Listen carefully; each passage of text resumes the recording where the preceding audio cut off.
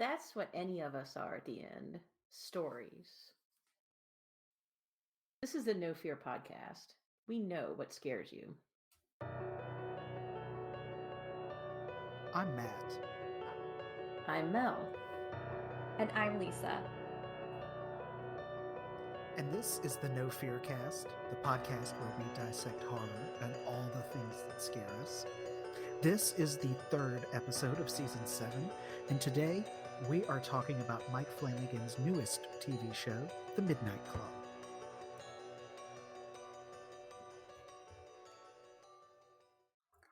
All right, so as Matt just said, we are talking about The Midnight Club. We have a little bit of a history on this podcast, talking about Flanagan's shows as they hit Netflix. We talked about Hill House one summer. I think that was our Summer of Shirley a few years back, we called it.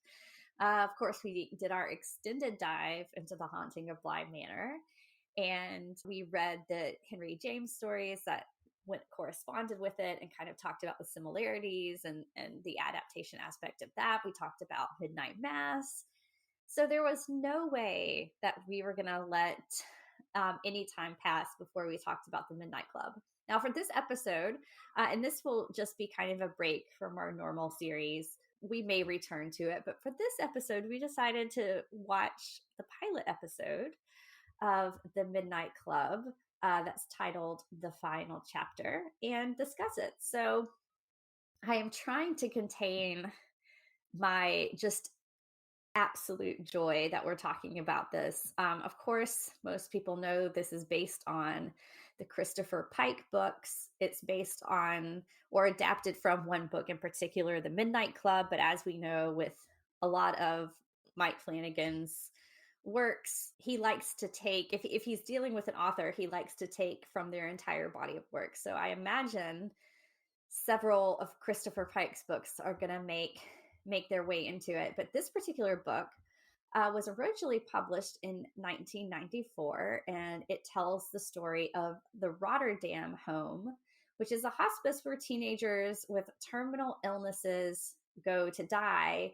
And 5 men and women who are part of the Rotterdam Home get together at midnight and they tell each other stories. A lot of them are scary stories. They kind of have this thing where they say, it's really hard to scare us because we're essentially teenagers who are already dying, so we've been through the worst. And they try to tell each other stories that will help pass the time and intrigue them and perhaps scare them. So that's the setup for the Midnight Club.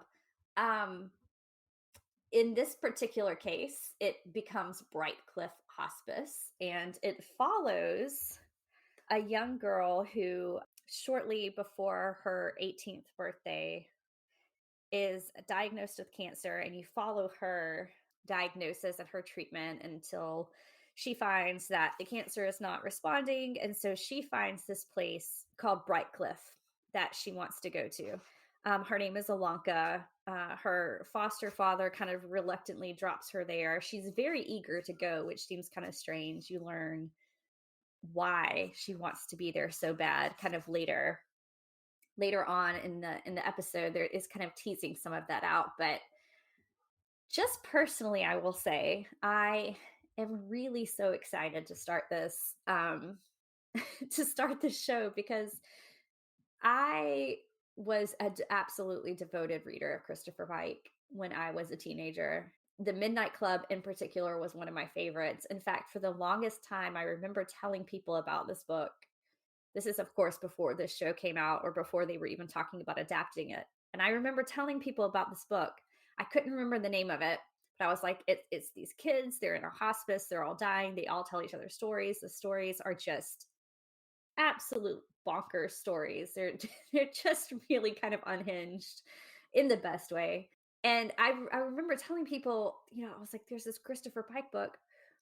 And so many people I talked to had no recollection of this, that I was beginning to think I had like hallucinated it at some point. I was like, maybe I never read this book. Maybe I'm like cobbling together details of other books I read and I'm putting it all together. But Needless to say, I didn't. I was very pleased to find it reprinted, probably because this show was being adapted, but I'm so excited. I guess before we really get into it, Matt, Mel, I would love to hear not only your initial thoughts on episode 1 of the Midnight Club, but also like what your history with Christopher Pike is. I mean, were you as rabid of a reader of Pike as I was? And yeah, just share with me your initial thoughts. I, I guess I'll jump in first. Well, to full disclosure, by the way, listeners, and I've already told Mel and Lisa this, I have actually finished the show on Netflix. So I will do my utmost best to avoid any sort of spoilers and only mention what happens in the first episode. But just full disclosure, I have watched the entire show, and my impressions, just even on the first episode, limiting it to that, are that I really enjoyed it. I I like the I like the fact that Flanagan even went back to the 90s aesthetic, just even for the title cards where they show, the name of the show at the beginning of each episode. I was interested in the characters, and it really it really grabbed me and kind of pulled me in, because he does from the get-go present not just this story of the terminally ill teenagers, but also there it seems to be something deeper happening at this hospice, and there's a mystery that is going to unfold. So yeah, just even the first episode, when my wife and I sat down to watch it, we it's funny, she had actually, just before this episode came out on a Friday, she had just finished watching Midnight Mass for the first time the day before, that Thursday.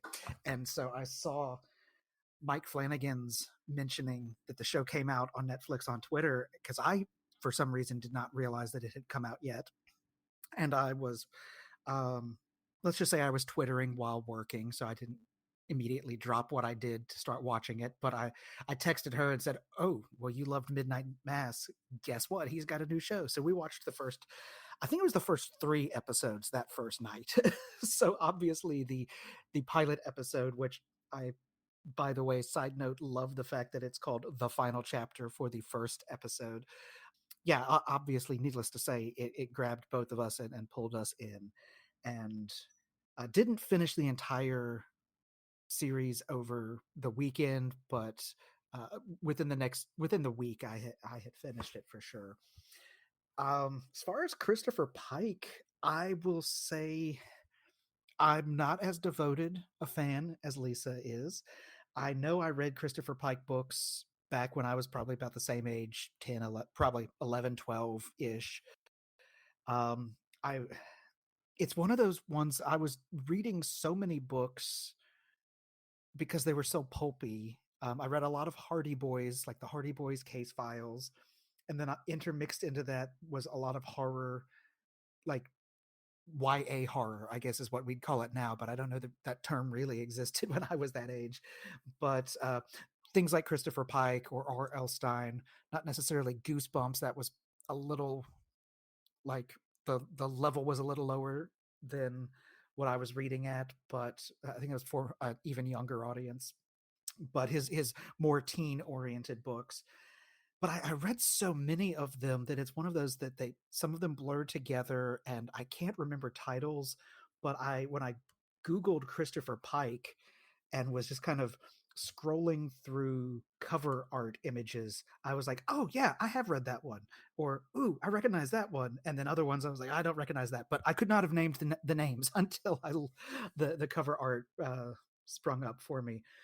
But even though he didn't make such a lasting impact as to be able to remember each and every story, I would definitely say that Pike and Stein both were huge influences on the horror interest that I have today.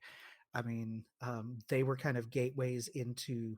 I went from Christopher Pike and R.L. Stein straight to Stephen King, also at probably too young of an age, but So yeah, I mean, I would say he was a pretty big influence just in my like and well love of the genre. Yeah, I guess I'll just build off what you were saying, Matt. I too am not quite like the super fan that Lisa is. I am a type of person who, especially when I was younger, just kind of burns through books, and I don't have the memory unless it's something like an image or something that sticks with me.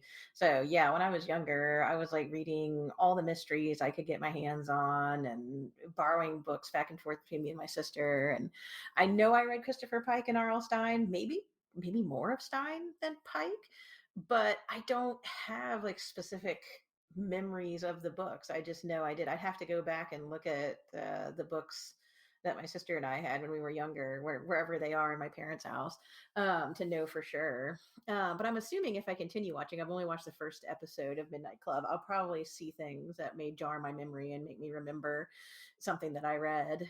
I basically found out, I guess you would say, about the Midnight Club like right before it was posted to Netflix. I really was not paying attention to Mike Flanagan having something come out because he's doing the Poe show. I can't remember if there's a title associated with it or not. And so I was like, that'll be cool because I really liked Hill House and Bly. So the Midnight Club was not really on my radar. And so when we decided to do this episode on it, that was what kind of pushed me to watch the first episode. Not that I probably would have never watched it, but it pushed me to do it now. And I enjoyed it for all the same reasons that Matt was saying. The characters are compelling, the story is compelling. You know, I'm a big haunted house narrative fan, and when they walk into the house for the first time, you get a definite Hill House Bly Manor feel, just even to the set. And of course, there's a long tortured history that includes cults and whatnot in the background, and I'm sure that'll be used somehow eventually in the story. But another thing that I liked about it, besides just the fact that the story and the characters pulled me in, is what it's doing with just stories in general too. I'm a sucker for like stories about stories or stories about the power of stories. And the quote that you picked for me to read at the beginning, Lisa, I was like, that is one that I was actually thinking about, because that's all we are at the end is stories. That's in Doctor Who. It was also in Hill House. So yeah, I love this almost like meta idea of being in a story yet telling stories, which is an old horror trope of like a group of people sitting around a table telling stories to each other in a volume setting. So yeah, I love what they're doing with that. Also the idea of like what type of story you can tell in this situation and why they're telling the stories. In some ways, it's to understand their situation, I guess, which is kind of dire. Then in another way, I think it's also like a coping mechanism, a way to like get distance too. And so yeah, I really perked up at a lot of stuff when they were talking about the purpose of the stories or why they were doing what they were doing. I think it was a little bit deeper than just scaring each other, which I thought was pretty cool, that you get both levels, even in the first app. So Lisa, I think I'll throw it back to you. Well, I guess I was so busy gushing about Christopher Pike and the book that I didn't really talk much about my first impressions. So yeah, I will just say there were a few things that I was very, very pleased with this first episode. I was telling both you guys before we started recording that it was very hard for me not to want not only to sit and binge the whole series in one go, but also to pull out all my old Christopher Pike books and start rereading them, because I was immediately transported back into that world and I was enjoying living there. So it was fun. Yeah, I liked that there seems to be a lot of care. And I mean, again, we should expect this after so many great adaptations, but there is a lot of care being paid to Christopher Pike and that kind of fandom. So the um the font, like the opening that Matt mentioned, it looked like immediately the colors, the font, I was like, yep, that's recognizable as like a Christopher Pike paperback. there was several references to like the book cover itself, the Midnight Club's book cover. In fact, one scene in particular. So Alanka, because of how her disease is progressing in the show and the medications that she's on, she has fainting spells and what we think are hallucinations at this point. I imagine they're going to be something more by the time the show kind of unfolds. But she sees everybody down at the place where they hold the Midnight Club. There's this big long table, all the kids are sitting around it. There's a fire in the background, and then there's this hooded figure that is really only described so far in the show as like a shadowy figure. Um, they talk a little bit about how several people who have died have said that they've seen it. They chalk it up to like medications and hallucinations and kind of things that are going on like right before you pass away. But of course, like you said, Mel, knowing this show is going to unfold, I imagine that there's going to be more to that, and that there's already been the kind of occult references and the fact that something in the history of this house is not entirely of this world, that there may be something kind of paranormal or supernatural going on. But this particular scene that she sees, there's the hooded figure, and you're looking straight behind him as he's looking on to the table and the fire, and that is the exact copy of the cover of the book, The Midnight Club, which I found so much joy in that when I was watching this, because it that is one of those book covers that's like seared in my brain. Matt, I had the feeling you did when I went back to look up some of the other Pike books, like Remember Me or Chain Letter is one I remember reading, like Chain Letter 1, Chain Letter 2, all those kind of books.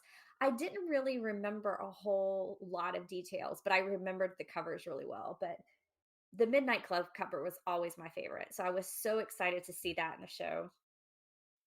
And then I think one thing that he's doing really well with this show is obviously a show that takes place in the 90s. I think a lot of people are going to be like us who grew up with Christopher Pike and were kind of pulled in by the nostalgia of it.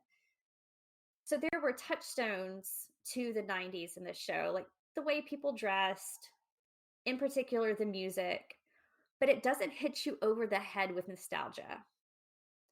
It's not like screaming at you that this is a show that's set in the 90s. And I appreciate that, because sometimes that feels overwhelming and it feels almost like, I don't know what word I'm looking for, but sometimes when shows try to do like a period piece that's like drawing heavily on nostalgia, it almost becomes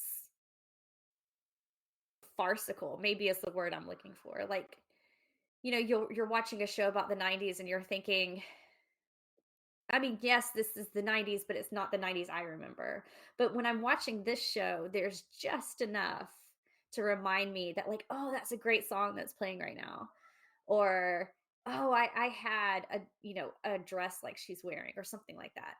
But it doesn't hit you over the head with that nostalgia, which I think is nice, because I think this show is going to bring in, and this is what I'm hoping anyway, that in the way Christopher Pike brought a lot of like 12, 13, 14-year olds into horror, like it was kind of a gateway drug. I'm hoping that this show will kind of be that, because they've really balanced the YA tone well with this. So yeah, I'm excited, because I feel like there's going to be 12-year-olds, 13-year-olds who are going to watch this show and be like, "Oh, I really like horror." So I'm really pleased with the way they're kind of laying all this out right now.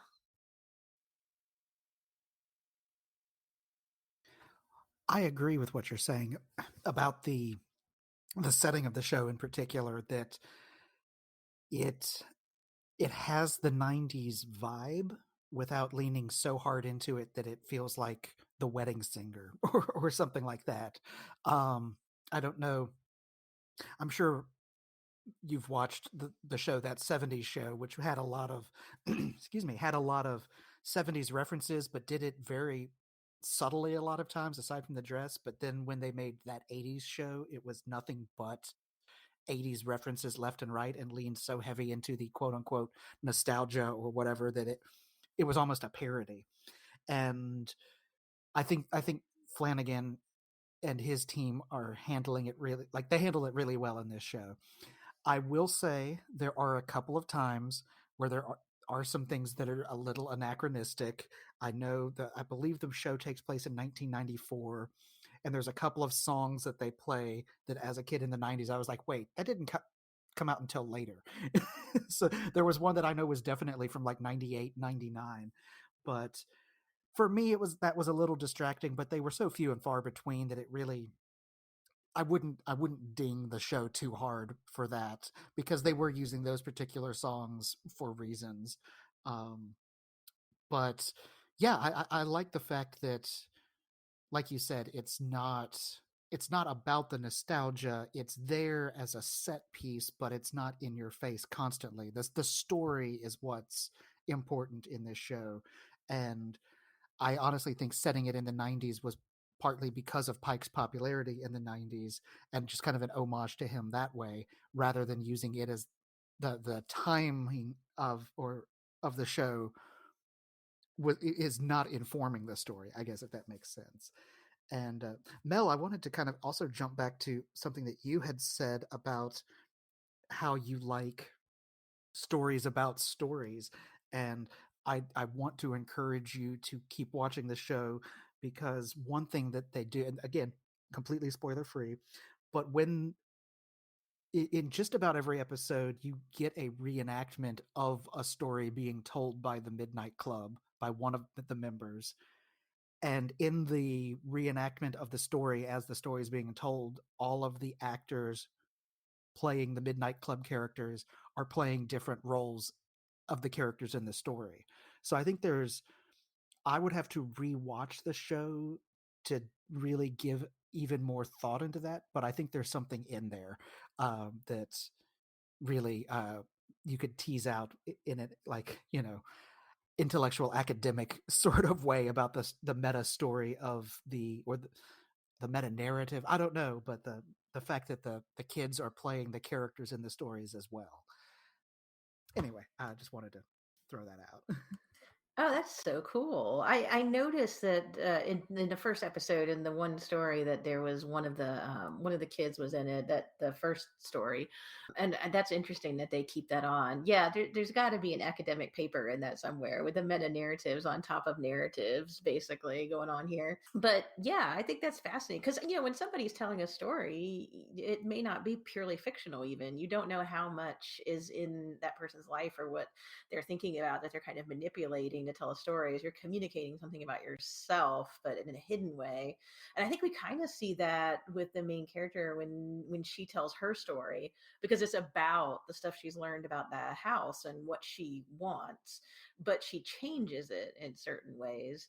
Um, Possibly trying to hide those aspects or to turn it more into a dramatic story.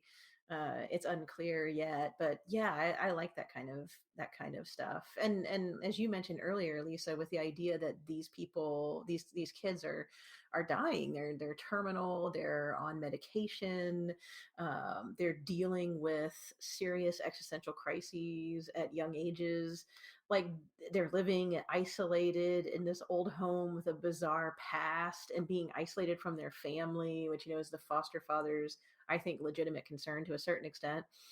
Um, all of that leads to a really interesting ambiguity and unreliability too, which is interesting. Like, how much can be explained and how much is supernatural. I feel like it's going to be both, or lean toward the supernatural. But yeah, I like how in the first episode we're already kind of being trained to walk those wires regarding how it's set up. So yeah, I need to watch more. Yeah, you really do. Like a lot of, I mean, just the kind of stories within the stories, like that is pulled, from what I can tell, pulled directly from the book rather than kind of other Pike things. Because a lot of, if I remember right, a lot of Pike's other books really dealt with, like, they had a more of a heavy mystery aspect to them, where they were, it was kind of like somebody dies, like a high schooler dies, and they're trying to find the killer before he strikes again, or that kind of thing. It kind of fits in the same vein of, like, another book I really enjoyed at the time was I Know What You Did Last Summer, before the movie came out.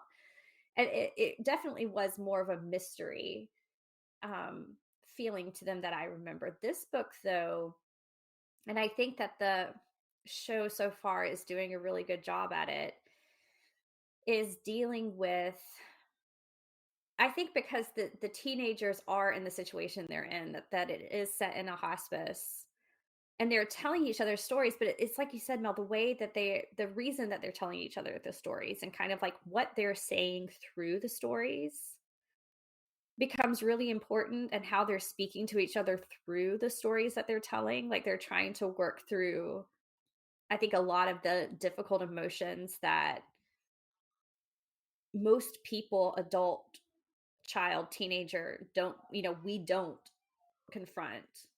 Um, and they're kind of forced to in this scenario. So it's really kind of fascinating, because so far, just thinking about similarities I've seen between the pilot and the book, there is one character in the book who is the religious character. Like, she definitely believes that there's a God, that there's a Jesus, that there's a heaven, and that's where she's going. And I don't remember her in the book being very confrontational about it, but I remember lots of conversations being had around it. And of course, that brings up conversations that the other characters have about, like, what does happen when you pass away. And there's discussion of if they can kind of, like they did in this pilot, if somebody can connect following death, like, they're going to try to do that so that they can kind of prove that at least in some way they continue on, which is really kind of fascinating.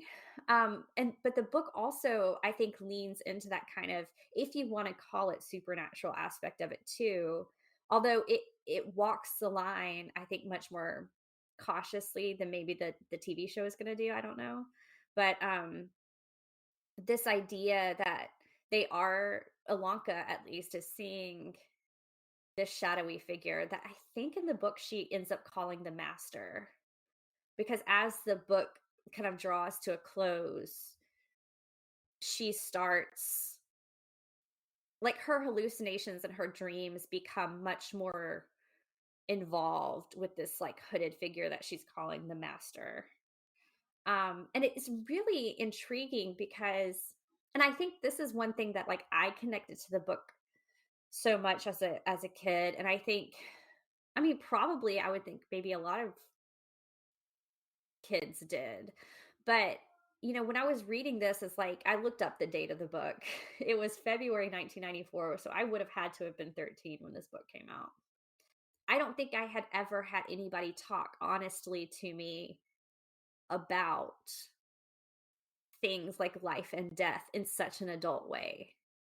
And then I was seeing through this book these characters kind of having these conversations.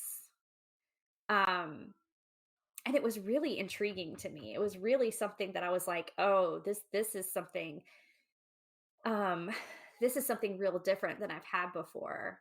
I went on to read other books that were kind of similar, but um not horror at all. This was the only one that, like, I would classify kind of under the horror genre, and I think a lot of that was the stories that they told each other. But yeah, I'm really curious to see what the TV show does with those stories within a story, and how much of them closely mirror the book too, because some of those stories are crazy. I think too, I'm not sure. I don't think I mentioned this earlier, but you were talking about how it really puts us in that existential moment. And for a reader who is the same age as the characters, that also may be like the first time they think about that. I think it's really interesting. And it could definitely explain why you've remembered the book all these years, because that's an intense topic to have to think about. But I was also thinking, like, in the show, Ilanka, she's going to a hospice, but kind of for ulterior motives. Like, she is terminal, but she still has hope. And so that adds another wrinkle in it too, because I mean, her motivations, even for joining the club, are completely different from the other characters. We assume. I mean, I'm assuming the rest of them do not have this hope that she seems to have, for going there. So I thought that was interesting too. That even the idea of end of life is kind of complicated by the fact that one person doesn't want to face that, and is actually even using their story to try to not face it. Yeah, again, I don't want to keep like connecting it to the book because I know this TV show, like as it goes on, is going to be its own thing. So I'm trying to like separate it. But that was a big part in the book too, was Ilanka in particular. She wasn't at the house because she thought like it would magically cure her, but for a good portion of the book, she almost has this disconnect in her brain where she's looking in the mirror and she's like, I don't look sick, or she doesn't feel sick all the time. And so she could kind of like almost convince herself that it's not happening. And so for a good part of the book, she kind of like she'll say, yes, I'm here, I'm in a hospice, I'm dying, but her brain is also telling her, but you're also going to be the one to find out that the doctors made a mistake, or you're going to be the one where you're going to go in for a checkup and like suddenly they're going to be like, well, we can't explain it, but the tumors are shrinking. So there is that kind of push and pull. It's a really, for a book that was written for young adults, it really deals with it in such an incredibly nuanced way. And yeah, I think you're right, Mel. I think I had never read anything at that point in my life that dealt with it like that. Um, so that's probably is why it stuck with me so much. But yeah, I'm really intrigued because, and I mean, all of the shows we've talked about in the kind of Flanagan universe, and I know I always feel like I have to put like a little asterisk and be like, I know Mike Flanagan didn't do all these shows like on his own. Like there's a whole team of people, and I think in particular Leah Fong is one of the kind of heads over this adaptation. So I think we're using Mike Flanagan as like a shorthand, but we know it like wasn't all all him who was adapting it. But in all of the kind of Flanagan universe, one thing that I've really appreciated is the emotional thread that he is so good at pinpointing early on in the story and pulling all the way through. Um, he did that with Hill House, he did that with Bly Manor. I mean, both those Midnight Mass, all of them broke my heart in like the best of ways. And this one is already doing that too, because I knew it was, I mean, I already knew the themes and I knew a little bit about who the characters might be from the book. But already, like, I feel so protective over the people there. But I also, I mean, in particular in Lanka, I feel very protective over her. Like, just I don't know, like everything and her relationship with her father and how you can see how hard it is. Well, I guess he's her foster dad, she says, but it's clear they're very, very close. And like you said, Mel, his hesitancy to leave her there, and as he drove away after saying goodbye to her, I just thought, how difficult must it be for him? Like if he knows she's only got limited time, he must want to spend that time with her, and to just like leave her. And of course you're going to worry about her, but then I wonder if he feels like he's being robbed of some time too that he could get. But then I understand like why she wants to be there, like supernatural things or not, just be with people who understand what she's going through. But man, I mean, this show is already like playing with my emotions. That's another reason I'm going to try hardest not to binge this show because I think it's going to be a gut punch. But he's so good at like mixing the kind of supernatural scares and dread with that emotional underpinning. I completely agree with you on that, Lisa, that Flanagan and everyone involved in the writing and directing of the shows that he's worked on are so good at the emotional core of it and really making you care about the characters. And I wanted to kind of piggyback on what you were saying too about Ilanka's foster dad, because um, as a father to a young adult woman who is soon to graduate from college, no less, that was one of those things where his particular role, even though his role throughout the show is fairly limited, because like you said, he's not there. This is Alanka's story, she's there, but just watching that unfold with him, with the like wanting to be there with her and for her, and then the acceptance of, well, this is what she needs and what's best for her, so he goes along with it. But like you said, so hard for him to leave there. Like, I'm sitting there watching this going, oh my god, like, because I'm picturing myself in those shoes, and I'm like, that so well done. And the writing and acting on it is so subtle. It's not forced or overdone or anything like that, but it's so well played, and it really does kind of, like you said, give this emotional core to it. And all of the characters too in the hospice have their own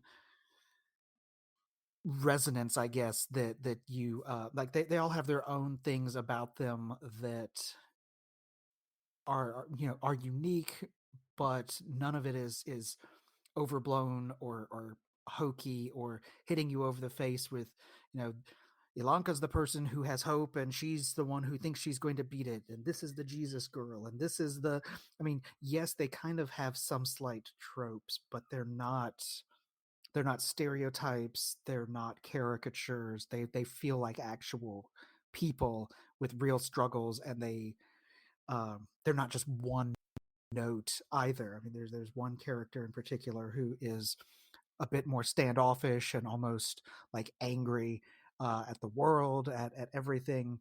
But you see how complex of a character they are as well, because they're not just angry at the fact that they're dying. They have other things about them that besides that one trait.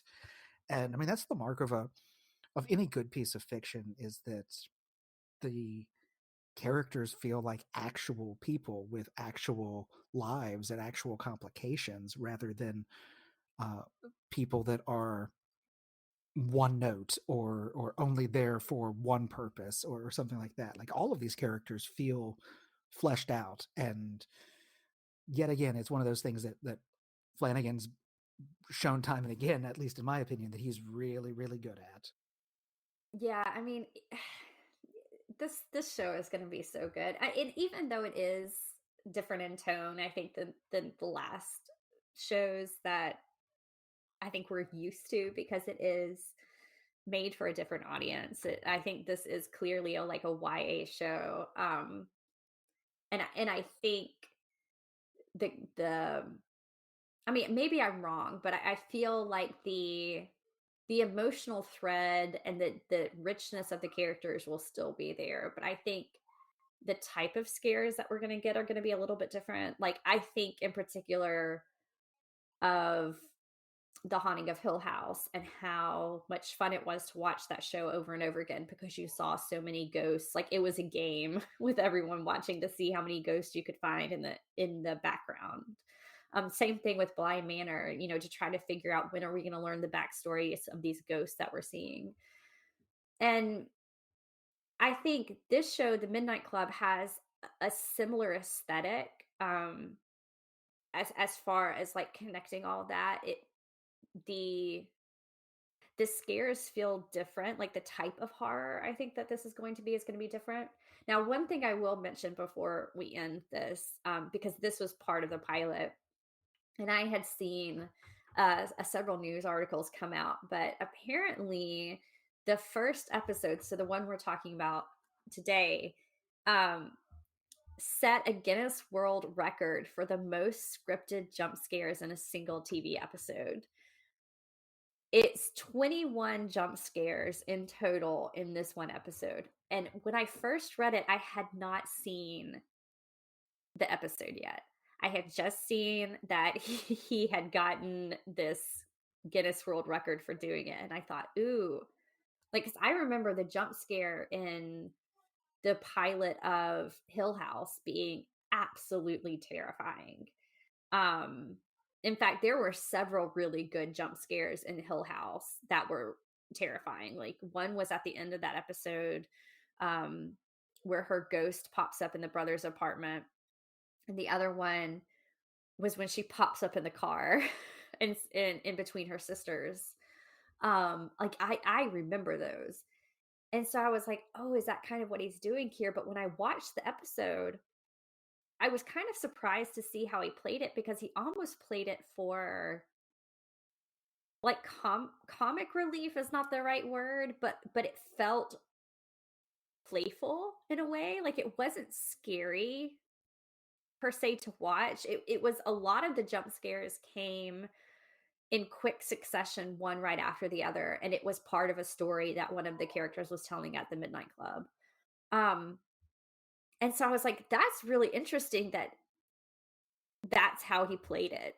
And so I was reading an article. This one in particular was from Mental Floss, and apparently Mike Flanagan said that the way he did it was intentional, because so many people, like, talked about the jump scares that were in, for instance, Hill House, and they wanted more of it. And so it got to be to the point, I guess, in his career where people were just asking him, like, "Hey, how about you put in more jump scares?" Or, "This doesn't look spooky enough, put in more jump scares."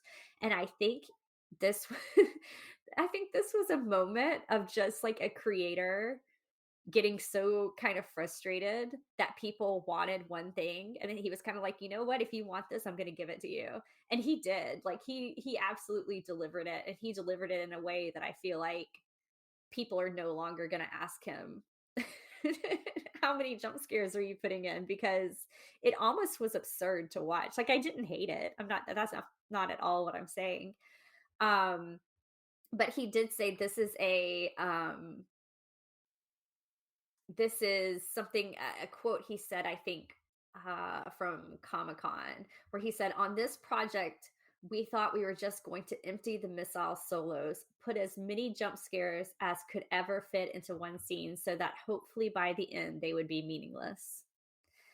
And it ended up giving him the Guinness World Record, I guess, until somebody else breaks that. But that's kind of a fun little little bit of, like, factual fun facts, I guess, about this episode. That's kind of in a fun way. But yeah, I'll say I'm really excited to watch the rest of Midnight Club. Maybe we'll return to it. We're going to continue with our Master of Horrors series for the next few episodes. But, who knows? Maybe after that, we'll talk a little bit more about Midnight Club, because this has been a lot of fun. Well, if you're watching Midnight Club, we'd love to hear what you think, or if you remember this book or any of the Christopher Pike universe, we'd also love to hear that. We are very easy to find across social media. We're at No Fear Cast on Twitter and Instagram. We also have a Facebook page. Our email is nofearcast@gmail.com. If you love what we're doing, consider supporting us on Patreon. Now, right now, we've temporarily paused our mini episodes, but there is several years worth of mini episodes that you can listen to. So it's just, if you want to go and binge a bunch of that content, we've got a ton of it that is Patreon exclusive. If you cannot do that right now, but you still want to support us, just not monetarily, that is fine. You can simply rate and review us, which does help us enormously. because it helps other listeners find us. So the more positive reviews, the more stars that we get, kind of it helps that algorithm. So we would certainly appreciate if you would take the time to do that. Theme music is by Nicholas Gasparini, and we'll be back in 2 weeks with a brand new episode.